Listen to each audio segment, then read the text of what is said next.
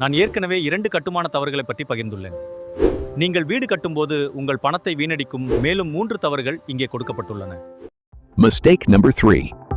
பல வீடுகள் இன்னும் கட்டி முடிக்கப்படாமல் இருக்கின்றன. ஒரே காரணத்தினால் மோசமான பட்ஜெட் திட்டமிடல். பணப்பற்றாக்குறை ஏற்படும் போது பலர் தரத்தில் சமரசம் செய்கிறார்கள் அல்லது கட்டிடத்தை பாதியிலே நிறுத்துகிறார்கள். எப்போதும் கூடுதல் நிதி வைத்திருங்கள். Mistake number 4. சில பேர் டிராயிங்ஸ் முக்கியம் இல்லைன்னு சொல்லுவாங்க. அது ரொம்ப ஆபத்தான தவறு. ஸ்ட்ரக்சரல் டிராயிங்ஸ் அலட்சியம் பண்ணா கிராக்ஸ், செட்டில்மெண்ட், பாதுகாப்பு ஆபத்தெல்லாம் வரும். Mistake number 5. பெரும்பாலான மக்கள் பொறியாளர் இல்லாமல் கட்டுமானம் நன்றாக நடக்கிறது என்று நினைக்கிறார்கள். அது ஒரு பெரிய தவறு.